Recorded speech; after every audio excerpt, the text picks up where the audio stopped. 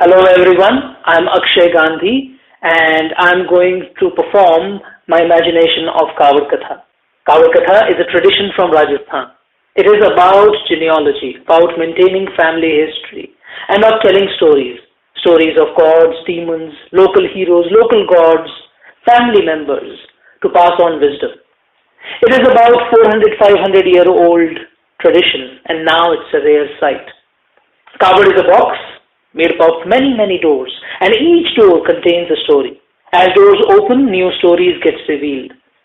My work is primarily to understand, research, and discover a storytelling framework and create stories in the form of Kawad, mostly set in mythical landscapes.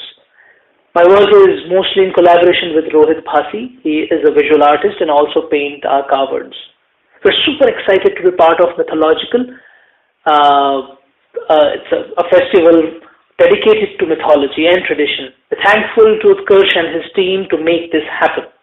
Today, I'm going to take you through multiple stories from a performance called Maya. It begins with a story of guards of this Kawad. And then you will meet Mahabali. You will meet Sun, Moon, Ram, Rahim, and many symbols, some known and some unknown, blending into each other as one story lead into another as doors open. Stories are by me and paintings by Rohit Bhasi.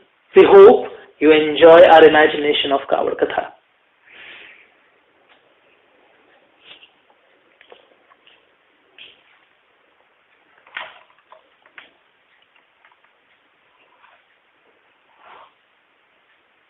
माया महाठगनी हम जानी, बिल्कुल फांस लिए कर डोले बोले मधुरी बानी, पंडा के मूरत वे बैठी राजा के घर रानी, कहे कबीर सुनो भाई साधो ये है अनकत कहानी, कि भाई ये कहानियां कही हुई नहीं है, अनकही कहानियां हैं, जितनी बार आप इनको कह दो उतनी बार ताजा हो जाती है, नहीं हो जाती है कि भाई फ्रेश हो जाती है। तो आज आप सबका कवड़ कथा के वाचन में स्वागत है। आज की हमारी कथा, आज की हमारी परफॉर्मेंस है माया। तो माया के बारे में कबीरदास जी बड़े सुंदर शब्दों में कहते हैं, माया माँ ठगनी हम जाने। तो चलिए आज मैं आपको ले चलता हूं इस कावड़ की कुछ कहानियों में, और कुछ कहानियां जैसे जैसे दरवाज खुलेंगे, जैसे जैसे हमारे किवाड़ खुलेंगे, वैसे वैसे मैं आपको बताता जाऊंगा, एक जगह से दूसरी जगह ले जाता जाऊंगा। तो पहली कहानी होती है शुरू हमारे द्वारपालों से। तो ये दोनों कौन है? आप अगर जरा गौर से इनको देखें, आप अगर समझने की कोशिश करें, देखने की कोशिश करें, तो आपके मन में कई ख्याल आएंगे, कई विचार आएंगे। मैं आपको बता दूं कि ये दोनों भाई हैं, पर अलग खून है दोनों में। जैसे मन से हाथ छूटा माया जाल में फंस गए, प्रेम किया एक ही लड़की से, फिर ज्ञान विवेक भी क्या करे। वो काल चक्र की बेटी थी, विष्णु की मुंह बोली बहन, वास नाम नैन शुद्ध हुए, नदी किनारे अकेला देखकर छूट पड़े शूरवीर, पर काल की दृष्टि कहा नहीं कर कैद यहाँ पर छोड़ दिया, मिटा दिया भूत और मिटा दिया देश। अब खोए बेटों की तलाश में बाप बड़ा विचलित हुआ। आप हो जाएंगे, आपके पिताजी को कितनी पेंशन होगी, वैसे इनके पिताजी को बहुत पेंशन हुई। तो भक्त बाप ने तप किया और विष्णु को प्रसन्न किया, पर बीता हुआ काल और घूमा हुआ चक्र विष्णु स्वयं फिरा नहीं सकते। तब विष्णु ने इस कावड़ में किस्सों समेत इन दोनों की पहचान छुपाई। विष्णु का एक रूप तो कृष्ण भी है, पहचान के साथ एक शर्त बनाई कि किस्सों के इस कावड़ में जो जाएगा वो या तो खुद खो जाएगा या इन दोनों की पहचान लेकर ही वापस आएगा। ये बात तो जग जाहिर है कि जो खुद संसार में होता है वो संसार देख नहीं पाता, और जो संसार के बाहर है, माने आप लोग ऑडियंस, उसी को सारा संसार दिखता है। तो मेरी आप लोगों से विनती है कि भाई मैं तो इस कावड़ में चला जाऊंगा, खुद को इसमें मिला दूंगा। आप लोगों को किस्से कहानियां बाहर से सुनने हैं, समझने हैं और इन दोनों की पहचान बतानी। मैं ऐसा मानता हूं कि आज भाई मिथोलॉजिकल में मिले हैं, आप लोगों की समझ बहुत जबरदस्त होगी, तो आप जरूर इन दोनों की पहचान बता पाओगे। आप पे मैं भरोसा करके इन किवाड़ों को खेल खोलने की इजाजत लेता हूं। तो ये किवाड़ हम खोलेंगे और मैं आपको एक एक किवाड़ से दूसरे किवाड़ पे लेके जाऊंगा। कभी कभी पूरी कहानी सुनाऊंगा, कभी जरा हल्के से लगा के आगे निकल जाऊंगा। तो संध्या का वक्त था, चांद सूरज आसमान में। संध्या का वक्त था, चांद सूरज आसमान में, डूबता सूरज थका हुआ था। चांद उसे देख मुस्कुरा रहा था। मुस्कुराहट से खींच उठी, सूरज भीतर टमटमा गया और देखते हुए सूरज के चांद ऊपर चुप ना रहा, बरसाने लगा अंगड़ाइयां मस्त चांदनी की रोशनी में। एक नजारा बिखर गया, घमासान सा हो गया, रंग बिखरे आसमान में, धरती रात कली में घुल गई। वक्त हुआ, वक्त के आगे किसकी चलती है। वक्त हुआ तो सूरज डूबा, चांद भी गुस्से में लौट गया। उसी दिन से अमावस हुई, अंधेरी काली रात हुई, दोनों रूठे बैठे रहे और धरती पर हलचल हुई। गुस्सा तो गुस्सा है, गुस्से से बड़ा गुरूर है। गुरूर के रहते पत्थर पानी में डूबे, गुरूर के रहते कितने सरकट थे। गुरूर के उन्होंने उठना हुआ था, अगर आसमान में लौट गए हारे माने जाएंगे। कई उपाय किए गए संतों, फकीरों, विद्वानों, हमारे मोदी जी अमित शाह को भी बुलाया गया, पर किसी से कुछ हुआ नहीं। और जब कुछ होता दिखा नहीं तो राम रहीम को पुकारा गया। जब कुछ होता दिखा नहीं तो राम रहीम को पुकारा गया। पर एक तूफान और उठा था। महाबली तीनों लोगों पर राज करने निकला था। 3/4 धरती और 1/4 पानी वो पहले ही जीत चुका था। खून की प्यासी उसकी टोली से चक्रवर्ती बनाने निकली थी। राम रहीम महाबली को रोकने में लगे थे कि अंधेरे की समस्या आन पड़ी थी। अंधेरे ने इस पागल टोली को एक राज्य के बाहर रोक रखा था। राम रहीम को वक्त मिला था, पर दुविधा इससे गहरी है। जो अंधेरा रहने दें त्राही त्राही मच जाएगी, और जो अंधेरा हट जाए एक राज्य बलि चढ़ जाएगा। आप होते भाई साहब तो क्या करते हैं। बहन जी आप सोच के देखिए जरा, एक तरफ मां बलि की परेशानी और एक तरफ अंधकार की। तो दोनों ने विवश होकर निकल पड़े अंधेरे की गुत्थी सुलझाने। राम चले चांद के पास, रहीम पहुंचे सूरज के द्वार। चांद थोड़ा चंचल था, झांक झांक कर देख रहा था। सूरज अभिमान से भरा हुआ था, आक्रोश में बैठा हुआ था। रहीम ने सूरज से सवाल किया, अच्छा क्या रे बंधु, क्या बात है, किस बात का गुरूर है। ये अभिमान कितनों ने किया, आज उनके नामो निशान कहाँ है। यूं हक लेकर क्यों बैठा है, क्यों कमरे में बंद बैठा है। संसार का संचालक तू है, तेरे रुकने से सब रुका हुआ है। ये अभिमान में बैठकर जरूरत अपनी ना खो देना। जो एक तारा टूट गया 1000 और मिल जाएंगे। ये जो घमंड तू करता है तेरी बुद्धि से जन्मा है। तो रहीम ने कहा, मैं तुझे एक कहानी कहूंगा, एक पहेली पूछूंगा, जो जवाब तूने दे दिया मैं अभी लौट जाऊंगा, वरना आसमान में लौटोगे और चांद को भी मनाओगे। कहो मंजूर है, कहो मंजूर है। सूरज ने एक पल के लिए सोचा, बात तो ये ठीक कहता है, किस बात का गुरूर मैं करता हूं, पर खेल देखिए माया का। सूरज की जबान से निकला, अरे जातू क्या मुझे हराएगा, सुना क्या किस्सा सुनाएगा। ठीक रही फिर बात, आपके हुंकारे से बढ़ती रहे बात। तो भाई साहब इसी तरह से मैं आपको एक एक किवाड़ खोल के कहानियों तक लेके जाऊंगा, और उससे दूसरे पे और दूसरे से तीसरे पे। फुल परफॉर्मेंस में तो क्या है भाई साहब, हम पूरा एक ही रट में चलते रहते हैं। अभी जरा रुक रुक के आपको बताते हुए, काबुल के दर्शन कराते हुए लेके जाएंगे। तो रहीम ने कुछ किस्सा इस तरह से सुनाया। हुजूर जरा गौर से सुनिए, हुजरान जरा आप लोग भी गौर से सुनिए। ये कहानी है कर्मठ माँ और उसके 2 जवान लेकिन निकम्मे बेटों की। जी हाँ, आपने ठीक सुना, जवान लेकिन निकम्मे। जैसे आजकल हमारे होता है कि भाई जवान लोग होते हैं व्हाट्सएप पे, क्या फेसबुक पे, क्या ट्विटर पे लगे रहते हैं, पटाखे पटाखे पटाखे। कुछ भी हो जाए दुनिया में, कहीं पे भी हो जाए, उनकी जो है जरूर कोई ना कोई बात आती है। उनको बोलो भाई घर पे आ जाओ जरा काम है तो फुसफुस हो जाता है। तो जवान लेकिन निकम्मे बेटे। एक रात माँ के स्वप्न में गुजरे हुए पति ने दस्तक दी। ये रात, ये अधेड़पन सच है या पति से मुलाकात सच है। किसे सच मानो, किसे स्वप्न मानो, कितनी सच्चाई किसमें है, ये कहना बहुत ही मुश्किल है। स्वप्न में उमंगों से भरा हुआ था, जवानी लौटी थी, पति का साथ मिला था, पर स्वप्न में भी सच्चाई वैसी ही थी। पति ने कुछ पल तो उमंगों के साथ गुजारे और फिर जिम्मेदारी से मुंह मोड़ लिया और मौत की गोद में जा बैठा। सुंदर सकपकाए माँ की आंखें खुली। दोनों बेटों में बाप शिकायत और कई जिंदगियां बर्बाद होती दिखी। मुंह करवाहट से भरा, उठा कटारी वार करने चल पड़ी। पहला आघात पहुंचा पाती उसके पहले एक की आंख खुली। माँ का मन क्रोध से करुणा में बदला। बेटा हाथ जोड़ शीश नुमा नमी आंखें लिए खड़ा रहा। माया विचारों में कई हेरफेर करती है। बेटे ने विचार किया, क्या गुजरी होगी माँ पर जवानी से अधेड़ उम्र तक, कितनी बार बनी होगी, कितनी बार बिखरी होगी। मैं एक फर्ज निभा न सका, तेरे उम्र का सहारा बन न सका। अंधेरी काली रात हुई, माया ने ऐसा चक्कर डाला, छीन कटारी हाथ से, क्षणभंग और जीवन खत्म कर डाला। खाली आंखें, स्तब्ध श्वास, पत्थर सा शरीर लिए माँ घर छोड़कर चली गई। रात रात के अंधकार में दूसरे बेटे की आंख खुली। उसने रक्त शरीर से नाग नागिन के जोड़े को गुजरते देखा। उसका मन घबरा गया। उसने घर से पैसे इकट्ठा किए और वो घर छोड़कर भाग गया। इस बात पर रहीम ने कहानी को विराम दिया और सूरज से सवाल किया, अरे सूरज बंधु जरा एक बात बताओ, टेल मी दिस आंसर, कि माँ पिता और दोनों बेटों में से सबसे उचित उपयुक्त काम किसने किया, व्यवहार किसने किया? आप लोग भी सोच लीजिए। सूरज ने भी सोचकर जवाब दिया कि भाई जो स्वयं के लिए श्रेष्ठ होता है वही सबसे सही काम होता है, इसलिए दूसरे बेटे ने सबसे सही काम किया। इस बात पे रहीम मुस्कुरा गया। बंदूक फंस गए ना मेरे शब्द चाल में। मैंने सही नहीं उचित पूछा है, उपयुक्त पूछा है, माने अप्रोप्रिएट पूछा है। सही और उचित का फर्क समझो और आसमान में लौटो। इस बात को सूरज समतमा गया। अरे वाह रे बंधु, तेरी माया शब्द मरोड़ना कोई तुमसे सीखे। जिस ज्ञान की तुम बात करते हो तुम खुद कितना उसको नभाते हो।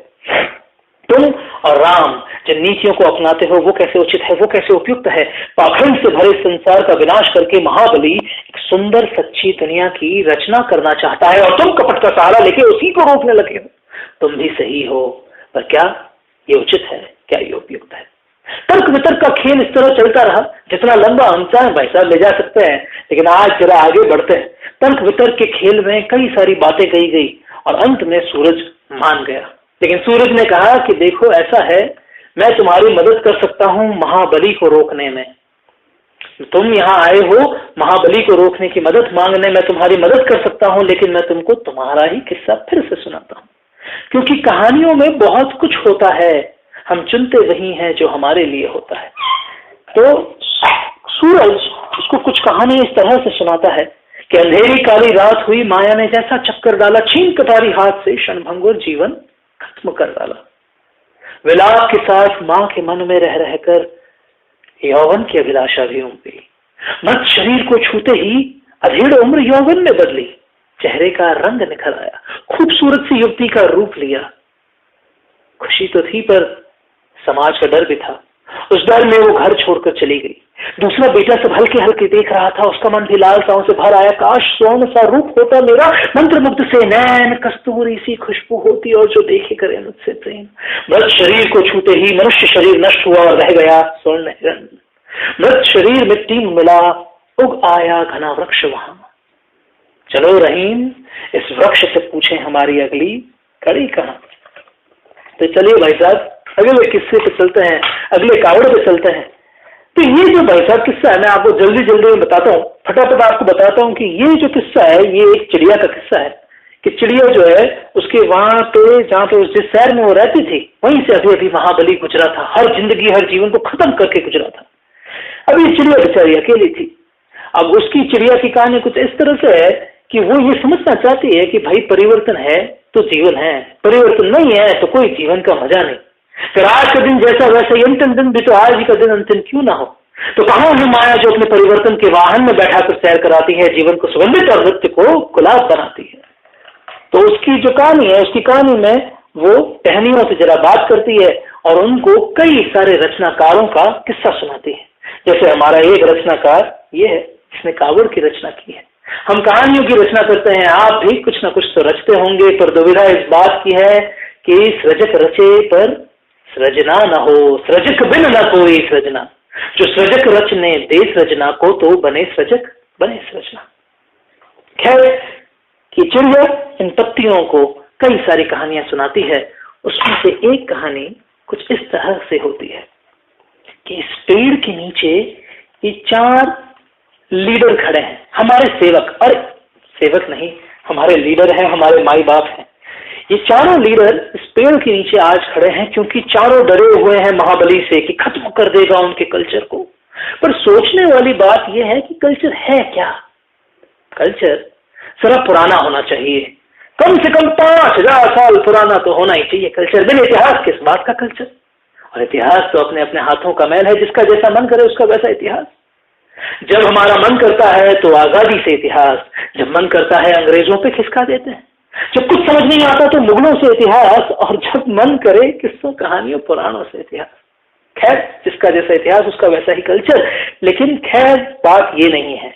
ये चारों डरे हुए हैं महाबली से और इन चारों को अपने कल्चर को बचाने के लिए एक ही रास्ता है। कि भाई राज्य के पहले कुएं की ओर एक जगमगाती नदी मिलेगी, उसके स्रोत पर सुरों की नगरी दिखेगी, वहां से स्वर्ण मध्यम इस जंगल तक ले आएगा जहां वृक्ष की पत्तियां आगे का रास्ता दिखाएगी। जंगल तक ये पहुंच चुके हैं, आगे का रास्ता खोज रहे हैं, तभी अंधेरी काली रात हुई और माया ने ऐसा चक्कर डाला। दो लीडर सो रहे थे और दो पहरा दे रहे थे। तभी कहीं से एक स्वर्ण से दबकता हिरन कहीं से निकल कहीं भाग गया, उसके पीछे भागती एक श्वेत धवल सी युवती। दोनों आंखें मलते रहे, एक को सिर्फ हिरन दिखा, एक को सिर्फ युवती, फिर एक भीषण चयना करके झपट पड़े शूरवीर। रात रात के अंधकार में तीसरे लीडर की आंख खुली, ना देख दोनों पहरेदारों को उसे भी घबराहट हुई, छोड़ एग्रीकल्चर का वो भी भाग गया इस जंगल से। इस बात पे चिड़िया ने पत्तियों से पूछा, पेड़ ने रहीम से पूछा, रहीम ने सूरज से पूछा कि भाई एक बात बताओ, अगली सुबह जब अंधेरा वैसा ही होगा तो ये चौथा लीडर क्या करेगा? क्या वो भी उसी की तरह भाग जाएगा या अपने कल्चर को बचाने आगे बढ़ेगा? इस बात पे रहीम झुंझला गया। उसने कहा, अम्मा यार क्या तुम मुझे इधर उधर की बातें करके उलझाते हो? जरा मुझे एक बात बताओ कि हमें महाबली को रोकना है, उसका कोई समाधान बताओ। इस बात पे सूरज ने कहा कि देखो बंधु, हर लीडर एक एक कहानी पकड़कर बैठा है, जब तक वो कहानी उसके साथ है वो साथ चलता रहता है। जैसे ही कहानी मरोड़ लेकर पलटने लगती है वो उसे छोड़कर भाग जाता है। इसलिए ये जरूरी है जानना कि महाबली आखिर किस तरह का लीडर है, कौन सी कहानी पकड़कर बैठा है। तो चलो कावड़ की दुनिया में महाबली की कहानी को सुनते हैं। महाबली हमेशा से महाबली न था, वो था राजा बलि। जी हाँ, तो हमारे अगले दरवाजे पे, हमारे अगले किवाड़ पे महाबली का किस्सा है और इसे हम जरा इस तरह से सुनेंगे कि महाबली हमेशा से महाबली न था, वो था राजा बलि। राजा बलि ने सारे आदिवासी कबीलों को इकट्ठा कर एक अखंड आदिवासी साम्राज्य की स्थापना की। एक ऐसा साम्राज्य जो उचित था, उपयुक्त था, किसी पर भी निर्भर नहीं था। बलि की ख्याति संसार भर में फैल गई। अरे हमारे यहाँ जब इंसान फेमस हो जाता है, पीछे खुशफुसाहट बातचीत शुरू हो जाती है, चाहे वो ट्विटर पे हो कि लोगों के घरों पे, बातें शुरू जरूर हो जाती है। बलि के बारे में भी बातें शुरू हो गई। कोई कहता बलि देव पुरुष है, कोई कहता दानव है, कोई कहता भगवान का रूप है, तो कोई कहता झूठा मक्कार है। अरे बात यहां तक पहुंच गई कि राजा बलि को भगवान बना दिया लोगों ने और इकट्ठा होकर उनका एक मंदिर खड़ा कर दिया। जब ये बात राजा बलि के कानों तक पहुंची, उनका मन मैला हो गया। उन्होंने अपनी प्रजा को इकट्ठा किया और एक ऐलान किया, कोई भगवान नहीं, संसार में झूठी कृति है इंसान की। इस झूठ पर मेरा यकीन नहीं, जब मैं हूं तो कोई भगवान नहीं। अरे भाई, आप कोई बात कहना चाहते हो, सीधे सीधे कहनी चाहिए। राजा बलि यहाँ कविता पढ़ के चले गए, पीछे से लोग अपने अपने हिसाब से इसको समझने लगे। जिसने जो समझा वो तो ठीक भाई। राजा बलि के गुरु थे वामनाचार्य। इन दोनों के बीच एक बहुत ही खास रिश्ता था। दोनों हमराही थे, मित्र थे, एक दूसरे के साथ रहते थे और स्वाध्याय को ऊपर रखते थे। पर गुरु का बात इस ज्ञान पर ठहरा था कि भगवान है इस संसार में। और राजा बलि के इस ऐलान के बाद उनका मन खट्टा हो गया और वो जंगल का राज्य हमेशा के लिए छोड़कर चले गए। पीछे से राजा बलि अकेला पड़ गया। पर वही वक्त है, गुजर जाता है। तो गुजर गया वक्त और एक दिन नागिन का जोड़ा राजा बलि और रानी से मिलने उनके शयन कक्ष में जा पहुंचा। रानी ने हाथ जोड़कर पूछा, तेरी हमारे लिए क्या सेवा? नागिन ने फट से कहा, आप लोगों को कोई संतान नहीं, पर प्रेम के आवेश तो बड़े गहरे हैं। हमारे शिशुओं की सेना है, पर धारण करने में कोई प्रेम नहीं। हम एक संतान और चाहते हैं जिसमें हमारे जैसी इच्छाधारी शक्तियां हों। पर देवी, हमारे तो खुद के अभिलाषा का कोई रूप नहीं।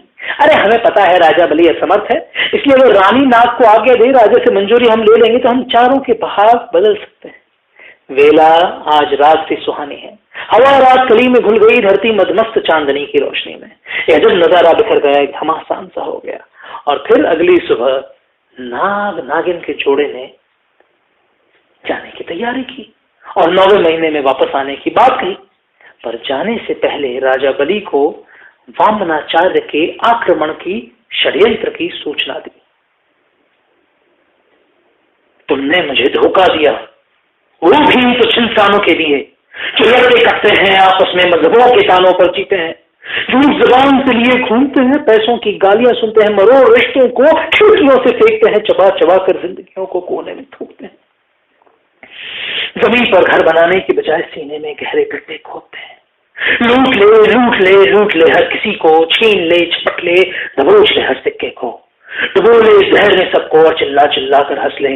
अब ये संसार मिट भी जाए तो क्या है, बलि का साम्राज्य फैलेगा, ऐसे खत्म करके हर राज्य को एक नया संसार बसाऊंगा, श्रेष्ठ कृतियों को संजोकर। इस तरह से राजा बलि चले गए इंडेफिनिट वार पे। है उस जमाने में ऐसा होता था भाई, राजा महाराजा निकल जाते थे और पीछे बेचारे रानी और बच्चे सोचते थे अच्छा ही हुआ, सरदर्द कम हुआ। तो वो उस जमाने की माया थी, ये इस जमाने की बात है। तो बलि जब निकले दुनिया को जीतने के लिए, एक नई दुनिया बनाने के लिए, तो बलि से महाबली बनना शुरू हुआ। खैर पीछे से एक खूबसूरत सी कन्या ने जन्म लिया, कमर के ऊपर खूबसूरत कन्या और कमर के नीचे नागिन। एक रात को राजकुमारी सोने का नाम ही नहीं ले रही थी।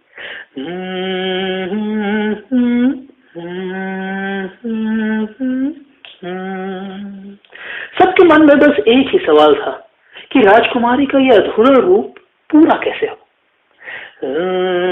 ला ला हम सब भी तो अधूरे हैं, फिर हमारा रूप पूरा कैसे हो। किसी ने आकाशवाणी कर दी कि भाई जब ये वैरागी माने सन्यासी सेठ के प्रेम में डूबेगी तो इसका रूप पूरा होगा। इस तरह से एक राजकुमारी को सुलाने के लिए नाग नागिन बातें करने लगी।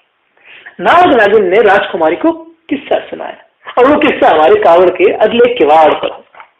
ये किस्सा सेठ और सेठानी का किस्सा है। भाई सेठानी की इच्छाओं का किस्सा है, सेठ की भावनाओं का किस्सा है। तो इस किस्से में कुछ इस तरह से होता है कि भाई सेठ सेठानी के बीच में बहस हो जाती है और सेठ से निकल पड़ते हैं सेठानी के माँ बाप के घर पे। खैर वहां पे सेठ सा की मुलाकात होती है एक कावड़िया से, और वो कावड़िया कावड़ की वाचना करते हैं जैसे हम आपके लिए वाचन कर रहे हैं। और अगला किवाड़ इस तरह से खुलता है कि ये कावड़िया हमको कावड़ की अलग दुनिया में ले जाता है, ऐसी दुनिया जो चांद के दिमाग में बसी हुई है, जहां ये सारे किस्से एक साथ मिलते हैं, एक साथ आ जाते हैं। उसका मैं एक आपको झलक दिखाता हूं और फिर जरा आगे बढ़ते हैं।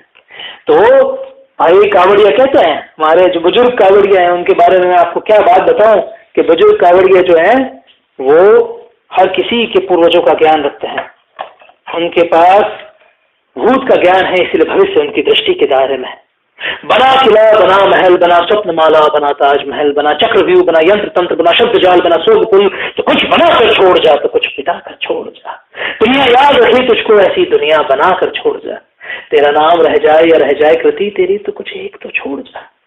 यहाँ जहाँ तुम पहुंचे हो ये दुनिया नहीं तुम्हारी, दिखती वैसी है सुनती वैसी है, पर परे है इंद्रियों के तुम्हारी। तुम्हारी दुनिया की परछाई कह लो या कह लो इसको अपनी दुनिया का बिंब, मन के स्वाद पर ठहरी है, मन के स्पर्श पर बहती है, मन के मानस के धागों पे बुन के बना पटचित्र है। तो ये दुनिया महाबली की दुनिया है। एक बार ऐसा हुआ कि चांद और सूरज झगड़ पड़े, दोनों रूठे बैठे रहे, धरती पे हलचल हुई पड़ी।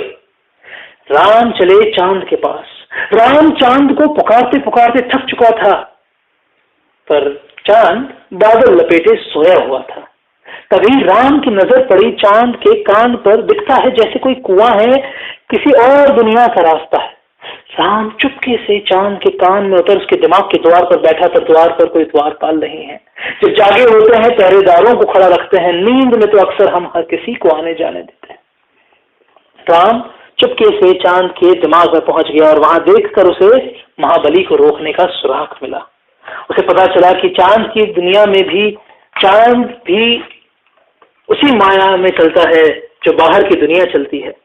चांद के दिमाग में कई किस्से आगे बढ़ चुके थे, सेठ वैरागी बन चुके थे, राजकुमारी का रूप पूरा हो चुका था, और अंत में सब एक साथ मिलकर कुछ इस तरह से हुआ कि राजकुमारी की खूबसूरती की व्याख्या संसार भर में फैल गई और राम रहीम ने राजकुमारी को पाने का ऐलान किया। भाई राजकुमारी इतनी खूबसूरत थी कि महाबली के मन में भी लालसा उठी राजकुमारी को पाने की, लेकिन राजकुमारी को पाना किसी बच्चे की खेल की तरह से लगने लगा।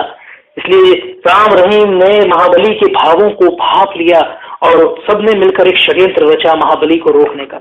जब राम रहीम ने राजकुमारी को पाने का ऐलान किया, महाबली का ध्यान खींचा और कुएं से नदी मिली, नदी से स्वरों की नगरी, वहां से स्वर्ण मध्यम एक जंगल तक ले आया जहां वृक्ष की पत्तियां हमें आगे का रास्ता दिखाएंगी। महाबली आकाश में बसे अपने महल से सब देख रहा था। हवा ने रुख ऐसा बदला, महाबली की नजर स्वर्ण हिरण पर पड़ी। उसे अपने संग्रह में संजोने की इच्छा जगी। तीर चलाया आकाश से, स्वर्ण हिरण हुआ ढेर वहीं। विलाप में डूबी राजकुमारी अश्रुओं में भीग गई। देख रूप माया का ऐसा, वो भी वैराग में सिमट गई। उसने नदी में आभूषणों को समर्पित किया और नदी भी जगमगा उठी। पत्तियों ने राम रहीम को संकेत दिया। नदी किनारे अकेला देखकर झुक पड़े शूरवीर, पर काल की दृष्टि कहा नहीं कर कैद यहाँ पर छोड़ दिया, मिटा दिया भूत, मिटा दिया देश। ये देख महाबली उत्तेजित हुआ कि अब कुछ जीतना बाकी है तो इस मायावी राजकुमारी को पाना है। छोड़ रण युद्ध का, वो भी कूद पड़ा इस जाल में और कहते हैं आज भी दौड़ रहा है, ढूंढ रहा है, भटक रहा है अपनी माया का वर्चस्व। माया महाठगनी हम जानी, त्रिगुण फांस लिए कर डोले, बोले मधुरी बानी। कावड़ के अंतिम द्वार दर्शन के द्वार है और आज का दर्शन, आज की हमारी फिलॉसफी है चील की और चींटी की। चींटियां जिंदगी करीब से देखती है और एक साथ रहती है, झुंड बनाती है, जैसी मिले वैसी जीती है। चील जिंदगी ऊपर से देखती है, उसके लिए नजारा है जिंदगी, कहीं खूबसूरत है, कहीं बदसूरत है, और वहीं अपने आसमान में उड़ने का होने का कारण जमीन पर खोजती है। एक शाम चील जमीन से एक चींटी को लेकर उड़ गई, उस पर बैठी एक चींटी भी उड़ गई। अपने शिकार को लेकर उड़ गई, उस पर बैठी एक चींटी भी उड़ गई। क्या हवा, क्या खुला आसमान, मानो आजादी इसे कहते हैं, जिंदगी इसे कहते हैं। उसे आना पड़ा अपनी दुनिया में तो मन बिगड़ने लगा, उन पलों की याद आने लगी। एक शाम चील धड़ाम से जमीन पर आ गिरी, एक तीर आकर लगा था उसको, आखिरी चंद सांसें ले रही थी। तभी पास से चींटियों का एक झुंड गुजरा, बातें कर रही थी, हंस रही थी, खेल रही थी। ये देखते देखते चील के लिए माया का खेल हमेशा हमेशा के लिए समाप्त हुआ। Thank you so much. I hope you had a good time. We shared some of the stories we skipped and brought it together towards the end. Thank you so much. Thank you, Mythological team, for making this festival happen. Thank you.